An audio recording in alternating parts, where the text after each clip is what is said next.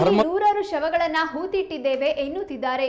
ಸುಳ್ಳು ಪ್ರಚಾರ ಗಿಟ್ಟಿಸಲು ಹೊರಟಿರುವ ಸಂಸ್ಥೆ ಹಿಂದೆ ಯಾರಿದ್ದಾರೆ ಎಂದು ಮಾಜಿ ಸಚಿವ ಕೆಎಸ್ ಈಶ್ವರಪ್ಪ ಪ್ರಶ್ನೆ ಮಾಡಿದ್ದಾರೆ. ಆ ಅನಾಮಿಕ ವ್ಯಕ್ತಿ ಯಾರು? ಇದರ ಹಿಂದೆ ದೊಡ್ಡ ಷಡ್ಯಂತ್ರವಿದೆ. ಅನಾಮಿಕ ವ್ಯಕ್ತಿ ವಿರುದ್ಧ ತನಿಖೆಯಾಗಬೇಕು. ಹಿಂದೂ ಸಮಾಜವನ್ನ ಅಪಮಾನ ಮಾಡಲು ಹೊರಟಿದ್ದಾರೆ. ಧರ್ಮಸ್ಥಳದಂತಹ ಪುಣ್ಯಕ್ಷೇತ್ರದ ಬಗ್ಗೆ ಜನರಲ್ಲಿ ಅನುಮಾನ ಸೃಷ್ಟಿಸಲು ಪ್ರಯತ್ನಿಸಿದ ವ್ಯಕ್ತಿಗಳು ಯಾರು? ರಾಜ್ಯ ಸರ್ಕಾರ ತಕ್ಷಣ ಇದನ್ನ ಕಂಡು ಹಿಡಿಯಲಿ.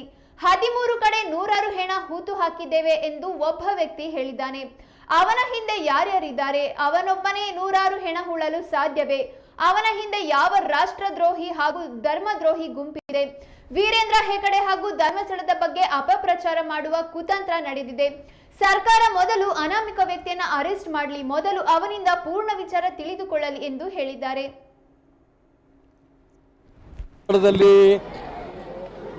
ನೂರಾರು ಶವಗಳನ್ನ, ಸಾವಿರಾರು ಶವಗಳನ್ನ ಹೂತಿಟ್ಟಿದ್ದೇವೆ ಅಂತ ಸುಳ್ಳು ಪ್ರಚಾರವನ್ನು ಗಿಟ್ಟಿಸಂತ ಈ ಸಂಸ್ಥೆ ಹಿಂದೆ ಯಾರಿದ್ದಾರೆ? ಈ ಅನಾಮಿಕ ವ್ಯಕ್ತಿ ಯಾರು? ಇದರಿಂದ ದೊಡ್ಡ ಷಡ್ಯಂತ್ರ ಇದೆ. ಹಿಂದೂ ಸಮಾಜವನ್ನು ಅಪಮಾನ ಮಾಡೋದಕ್ಕೋಸ್ಕರ ಧರ್ಮಸ್ಥಳದಂಥ ಪುಣ್ಯಕ್ಷೇತ್ರದ ಬಗ್ಗೆ ಜನರಲ್ಲಿ ಅನುಮಾನ ಹುಟ್ಟೋ ದಿಕ್ಕಿನಲ್ಲಿ ಪ್ರಯತ್ನ ಮಾಡಿದಂಥ ವ್ಯಕ್ತಿಗಳು ಯಾರು? ಇದು ರಾಜ್ಯ ಸರ್ಕಾರ ತಕ್ಷಣ ಇದನ್ನು ಕಂಡುಹಿಡಿಬೇಕು.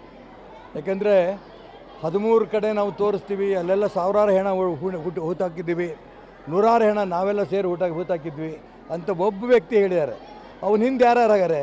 ಅವನೊಬ್ಬನೇ ಸಾವಿರಾರು ಹೆಣವನ್ನು ಹೂತಾಕಕ್ಕೆ ಸಾಧ್ಯವ?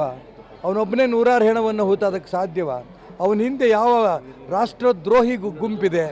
ಅವನ ಹಿಂದೆ ಯಾವುದು ಧರ್ಮದ್ರೋಹಿ ಗುಂಪಿದೆ? ವೀರೇಂದ್ರ ಹೆಗ್ಡೆ ಅವರಿಗೆ ಧರ್ಮಸ್ಥಳದ ಬಗ್ಗೆ ಅಪಪ್ರಚಾರವನ್ನು ಮಾಡೋಂಥ ಒಂದು ಕುತಂತ್ರ ನಡೆದಿದೆ.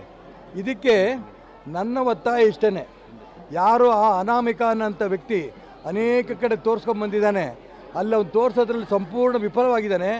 ಅವನಿಗೆ ತಕ್ಷಣ ರಾಜ್ಯ ಸರ್ಕಾರ ಅವನ್ನ ಅರೆಸ್ಟ್ ಮಾಡಬೇಕು.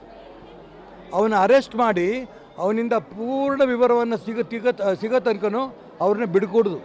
ಈಗಾಗಲೇ ನೆನ್ನೆ ರಾಜ್ಯ ಸರ್ಕಾರ ಒಂದು ಕಾಯ್ದೆ ಜಾರಿ ತಂದಿದೆ.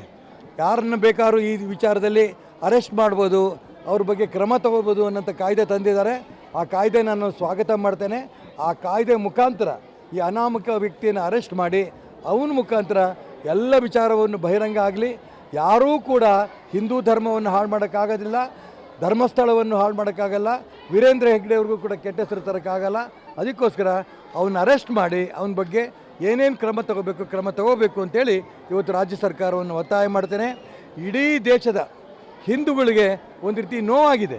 ನಮ್ಮ ಪುಣ್ಯಕ್ಷೇತ್ರ, ನಮ್ಮ ಕ್ಷೇತ್ರದ ಬಗ್ಗೆ ಅಪಮಾನ ಮಾಡೋಂಥ ಪ್ರಯತ್ನ ನಡೆಸಿರೋಂಥ ವ್ಯಕ್ತಿಗಳ ಹಿಂದೆ ಗುಂಪಿನಿಂದ ಯಾವ ಧರ್ಮದ್ರೋಹಿ ಗುಂಪಿದೆ ಅದ್ರ ಬಗ್ಗೆ ಹೊರಗೆ ಬರಬೇಕು ಅನ್ನೋಂಥ ಒತ್ತಾಯನ ಈ ಸಂದರ್ಭದಲ್ಲಿ ನಾನು ಮಾಡೋಕ್ಕೆ ಇಷ್ಟಪಡ್ತೇನೆ.